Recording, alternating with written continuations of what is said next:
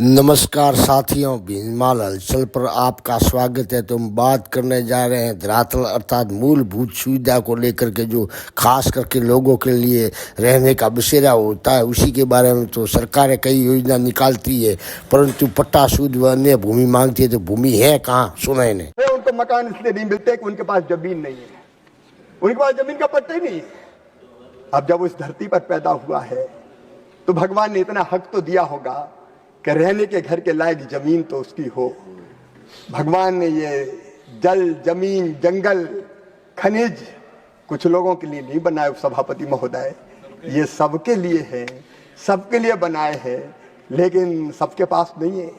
तो जिनके पास नहीं है उनको इतनी जमीन का टुकड़ा तो दे दो। तो सरकारें योजना लेके आती है, मुख्यमंत्री भवन योजना हो या प्रधानमंत्री मकान योजना, परंतु भूमि नहीं होने के कारण लोगों को उनका अधिकार अर्थात वो मकान नहीं मिल पाता है, क्योंकि एक भूमि का टुकड़ा ही उनके पास नहीं है। सरकारें गरीबों के लिए कुछ नहीं योजना। घर के लायक जमीन का वो गर्व के साथ कहे कि मैं मालिक हूँ। मैं आज राज्य सरकारों से भावनात्मक रूप से अपील करना चाहता हूँ कि हम इन्वेस्टर समिट करते हैं, लैंड बैंक बनाते हैं और ये होड़ लगती है मेरे पास इतनी जमीन है, आओ इंडस्ट्रियलिस्ट ले जाओ, ये छूट दूंगा।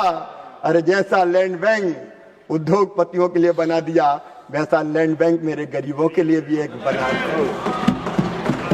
एक लैंड बैंक गरीबों के लिए बन जाए जिनके पास रहने की जमीन का टुकड़ा नहीं है, और उस जमीन पर पट्टा देके उतनी जमीन का मालिक बना दो ताकि प्रधानमंत्री आवास योजना का मकान उसका बन जाए। मैं ये हाथ जोड़ के प्रार्थना करता हूं, क्योंकि ये काम राज्य सरकारें कर सकती है और इसलिए भूमि के पट्टे देना चाहिए, जहां मिले वहां देना चाहिए, नहीं तो खरीद के देना चाहिए। इतना हक तो उनका है। ये निवेदन, क्योंकि इसके अभाव में जब मेरे पास में समीक्षा करता हूं तो ये विषय आता, इतने मकान क्यों नहीं बने? बोले उनके पास जमीन ही नहीं, जमीन नहीं, तो जीने का हक नहीं है उनको।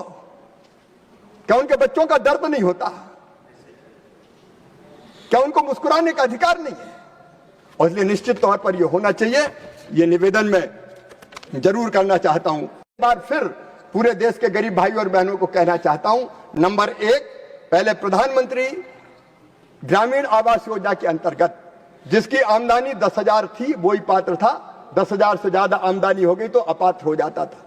अब लखपति दीदी बनानी तो 10,000 से ज्यादा आमदनी तो करनी पड़ेगी, और इसलिए अब तय किया है 15,000 से ज्यादा भी आमदनी होगी तो गरीब को घर दिया जाएगा।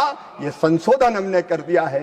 एक और प्रावधान था कि 2 पहिया वाहन है, अगर मोटरसाइकिल, स्कूटर है तो उसको पीएम आवास नहीं मिलेगा। अब माननीय सभापति महोदय, 2 पहिया वाहन तो अब हर घर में हो गया। मजदूर भी आजकल मोटरसाइकिल पे बैठ के जाता है, मोदी है तो मुमकिन है, ये हो रहा है।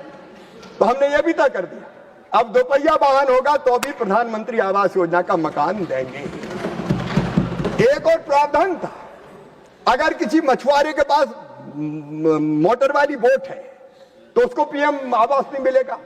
अब मछुआरा मछली मारने जाएगा तो चप्पू थोड़ी चलाएगा समुद्र में, उसको भी मोटर वाली बोट चाहिए। और इसलिए हमने तय किया मोटर वाली बोट होगी तो अभी उसको प्रधानमंत्री आवास योजना का मकान देंगे। और किसान को भी हमने नहीं छोड़ा सभापति महोदय। 2.5 एकड़ तक सिंचित जमीन और 5 एकड़ तक असिंचित जमीन होगी तो उस किसान को भी पीएम आवास योजना का लाभ दिया जाएगा। मोदी है तो मुमकिन है, कोई बिना घर के नहीं रहेगा। ये फैसला भारतीय जनता पार्टी की सरकार ने, एनडीए की सरकार ने मोदी जी के नेतृत्व में लिया है। ये देश की विडम्बना ही कहेंगे कि सरकारें योजना लाती है, परंतु धरातल पर लाने के लिए उनके पास में ठोस